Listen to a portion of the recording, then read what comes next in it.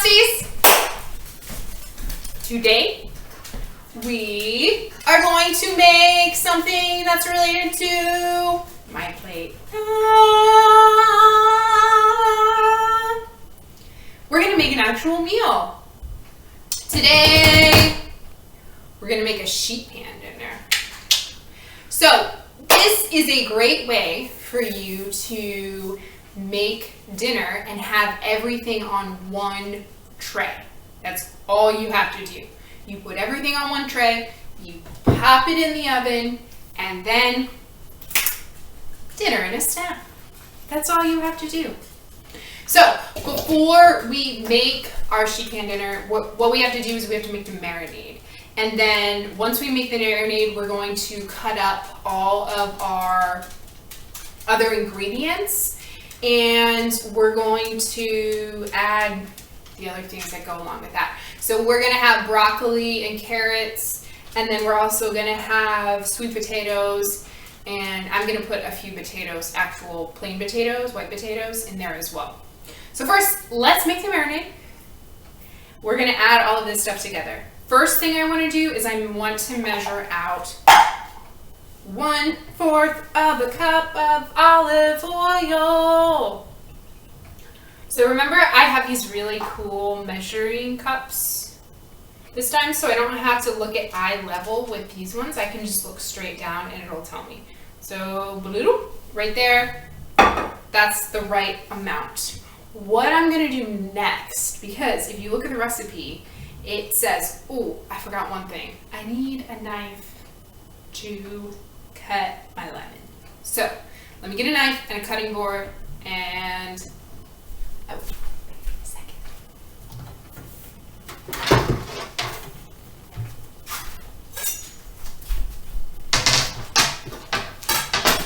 So I measured my olive oil. I need a juice of 1 lemon. I have kind of tiny lemons, like this. So I'm gonna use 2, because I really like the flavor of lemon. Tip. Whenever you're trying to juice a lemon, you want to press down on it a little bit to get the juices flowing.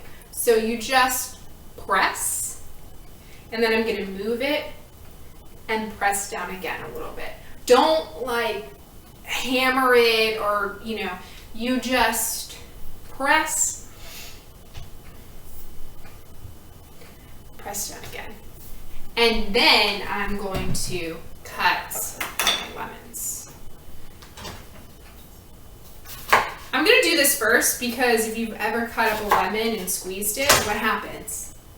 There's seeds in it, right? So when I squeeze this, I'm going to have a ton of seeds. So I'm just going to squeeze it all. Another thing that you can do, which sometimes I do, is if you put your hand like this and squeeze it, then you can hold all of the seeds in your hand. But then I always have little cuts that, like, I can even feel it right now. I have a little cut in my hand, and all that lemon juice, that acid, gets in my hand, and it doesn't feel very good. So you can do this and kind of separate the juices out in between your fingers. So you just kind of open your fingers and let the juices flow out, and then I have all my seeds in my hand, and I can just put them out from the bowl. So I'm gonna do this where the seeds are gonna go into my bowl because that really hurt. So yeah, either way you want to do it is fine by me. So I'm gonna squeeze a little bit more in here. And I'm just going to collect all my seeds in my hand, like this. If you have a juicer too at home, please feel free to use it. Sometimes I use a juicer, sometimes I feel like it's just as easy to do this. And obviously do this first if you are using the lemon, if you are separating the seeds from the lemon like this. Because you add the olive oil in, then you'll get the olive oil in with the, so just make sure you do it like that. The other tip I have for you is when you're measuring honey. So if you look at the recipe, there is 2 tablespoons of honey.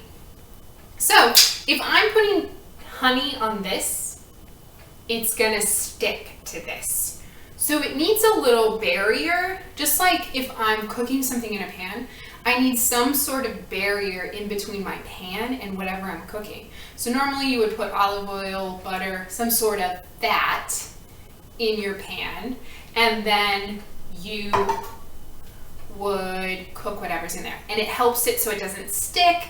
It gives it that little barrier so that it won't get on the food. So what I'm gonna do is I'm actually just gonna put a little bit of olive oil in my on my measuring tablespoon, and then what I'm going to do is I'm going to measure out 2 tablespoons of honey, and look, it will drop right in. Let me show you that again. So if I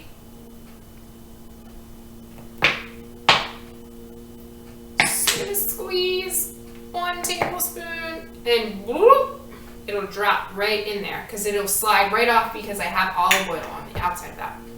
Okay, so then the next thing that I need is 1 tablespoon of Dijon mustard.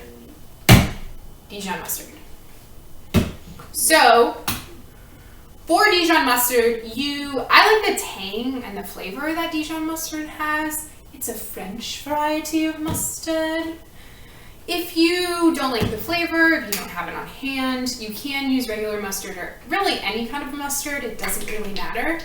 If you have grainy mustard, that sounds really good too. I'm going to do the same thing I did before. I'm going to add a little bit of oil. I'm just going to put it right back into my bowl. Ooh. Let me get a little more of that in there. He's having some issues today. Okay, I'm gonna plop that right in. And again, watch, it just went right in. So add that a little bit of olive oil to your tablespoon so it'll slide right off.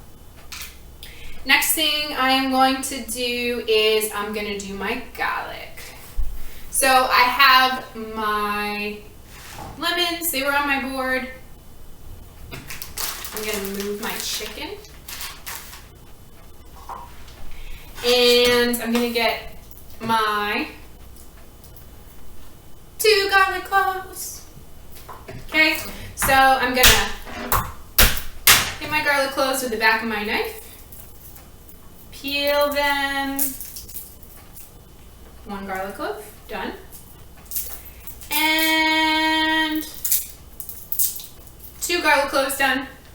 So next thing I'm gonna do is I'm gonna mince these. Again, if you have a garlic press, you could use that as well. That's a lot easier. I'm going to use a knife today, so I'm going to mince. So when we mince, we're going to cut all of our pieces. We're going to almost make little slices of our garlic, like this.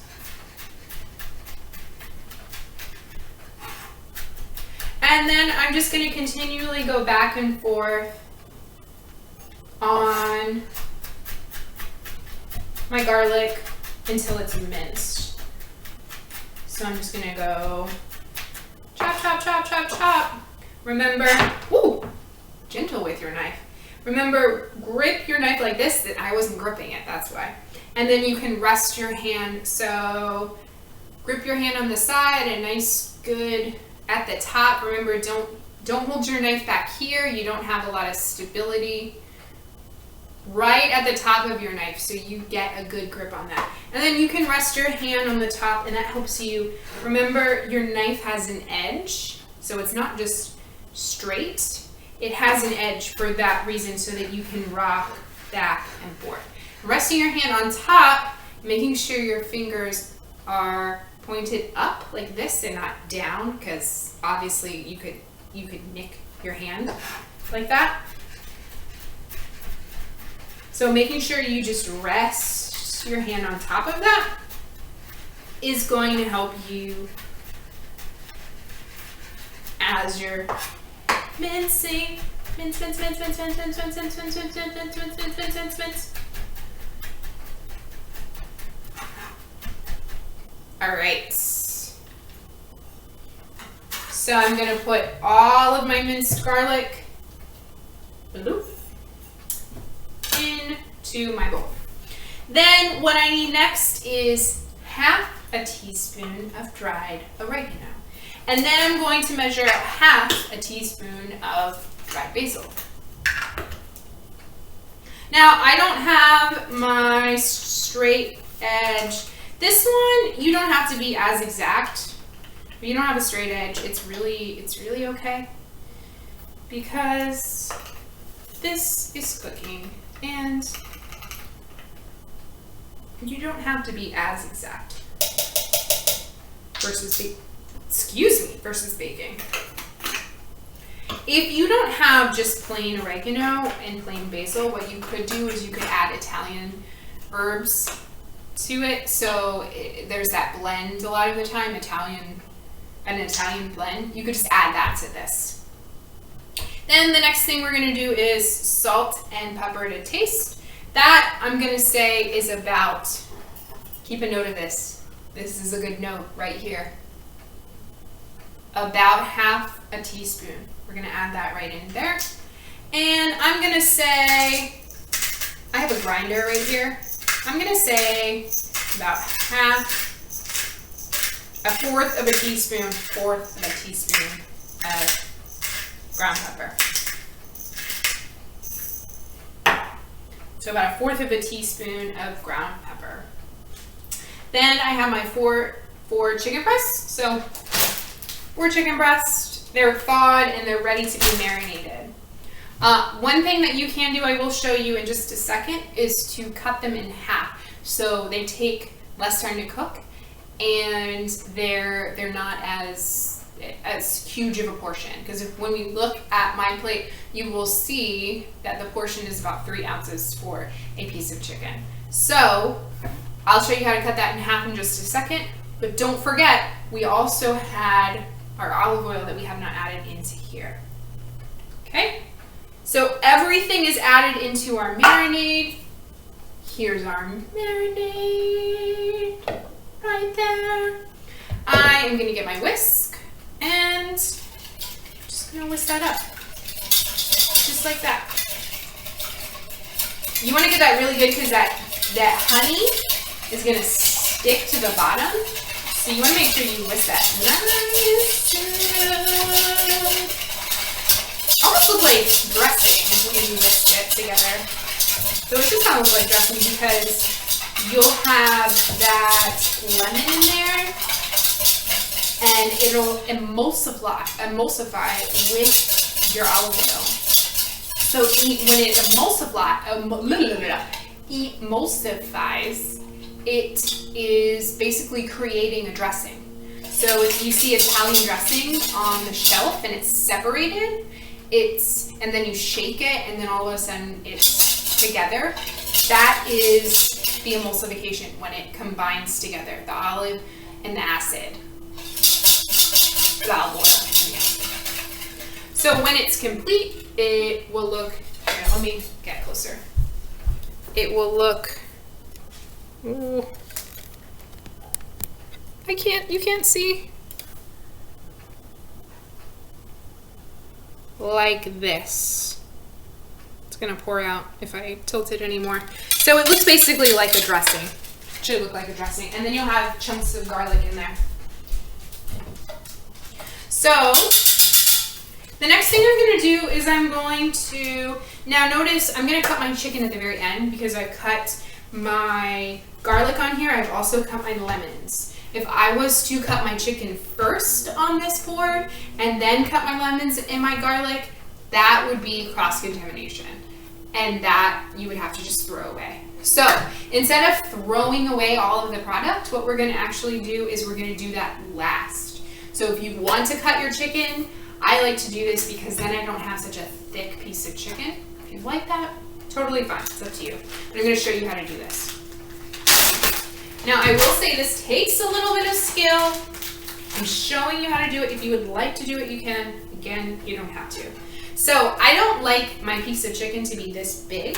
So what I'm gonna do is I'm just going to take my knife.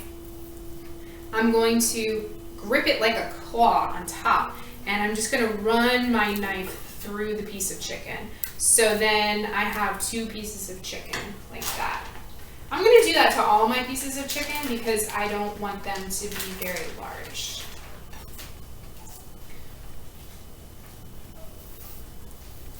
And personally, I don't like to eat a ton of meat. So for me, this is a good portion for me.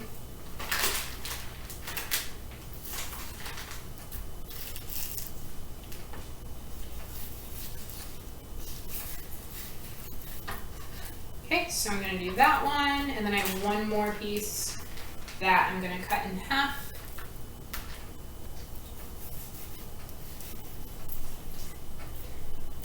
Like this.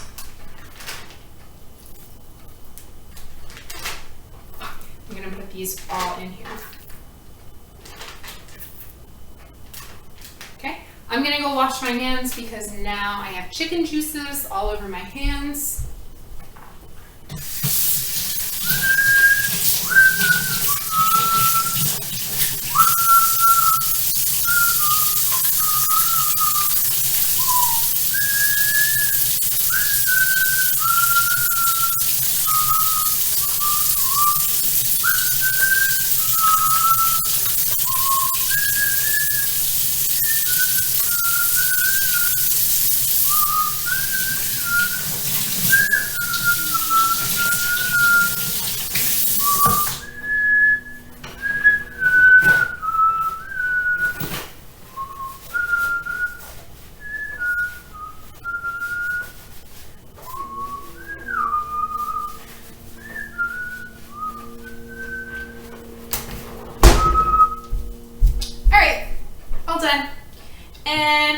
To pour all of my marinade into my chicken and get all that goodness in there.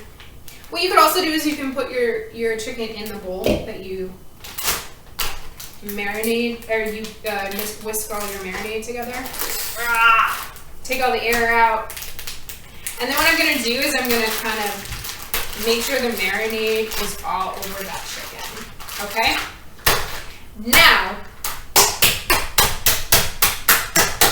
once we have put our marinade on our chicken, I'm going to put this in the fridge. I'm going to wait 30 minutes so that it can get all into the chicken.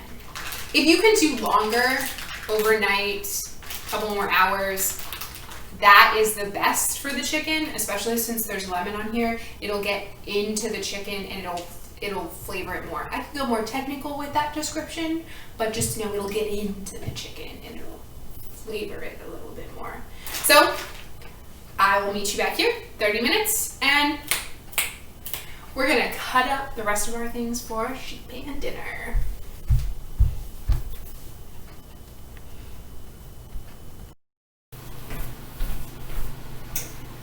Welcome back, Frosties! So, chicken's marinade. Actually, let me get it from the fridge.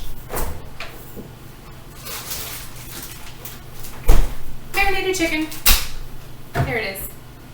So next thing we're going to have to do is we're going to cut up our sweet potatoes and our broccoli. Oh, and we also have carrots, but I didn't add carrots to this meal. So we're just having broccoli, add carrots as well. I just have broccoli today. Here's my chicken. I'm going to do this last because I want to cut up all of these ingredients so that my hands are clean, and I'm just going to put it on there after all of my things are cut. So when you are cutting potatoes, notice it's round and it can kind of roll around and do different things. What you want to do is you want to create a flat surface. So this one's kind of funky. I'm going to cut it. First of all, I'm going to cut the ends off like this. And then I'm going to cut so that it kind of has more of a flat surface. See, so it doesn't really roll around that much anymore. Then what I'm going to do is I'm going to cut into my sweet potato so that I create dices. You can also, if you wanted to just do slices, you could just slice down like that. I am going to create different dices. A diced potato. So then what you're going to do is once you cut it in slices, you're going to cut it into strips like this. So it's basically like you're making giant French fries. Like this. Then I'm going to cut them. If this is too advanced for you, if it's a little more difficult, you can always, once you get to that step, you know, if you want to cut each one like this into a strip so that you know you're doing it instead of stacking them like I did. So I would stack all of mine and cut down just because I'm used to cutting that way and it's more efficient. But if that is too much for you, what you can do is you can just cut. So here I have 3 strips right here. You can just cut down the length like this.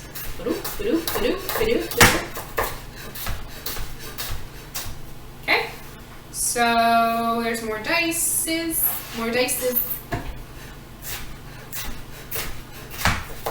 And then I'm gonna finish off the rest of my potatoes right there. And I'm gonna put them on this side of my tray, like this.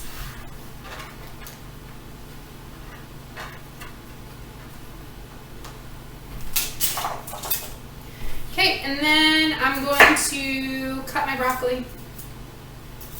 Broccoli.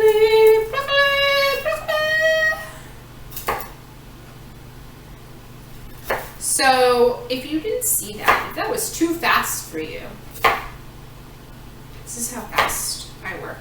I don't even think about it. So I have broccoli pieces. I just cut them all into pieces. I'm going to put this one on here. So if you didn't really see that, this is, oh man, I can't do it. There we go.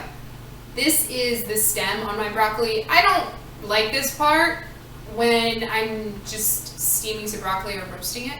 So I take this part off. So we can do that first.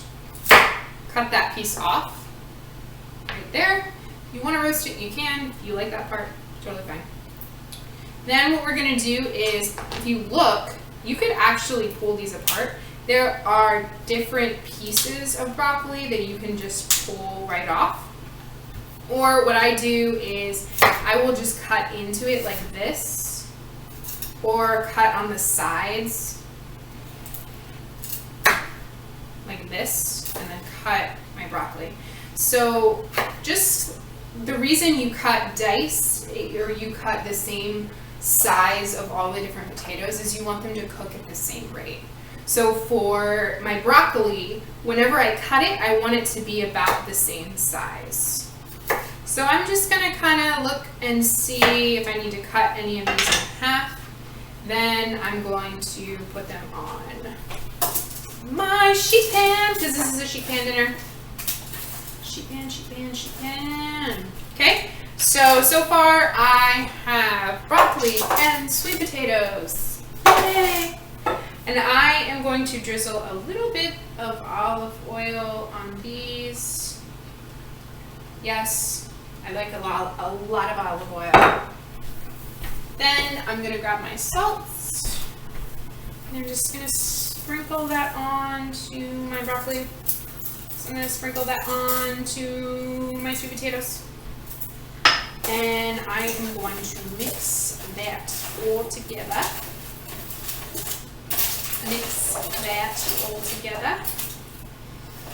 Okay. So I have my broccoli and my sweet potatoes seasoned, and they have something on them so that when they bake, it'll give them a little flavor, and it'll also help them to not stick, and it'll also help them kind of crisp up and get a nice color. What I'm going to do next is I am going to get some tongs. have these ready.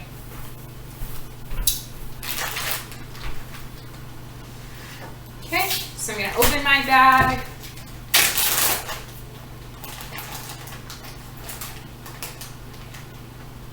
And I'm gonna put that right on there.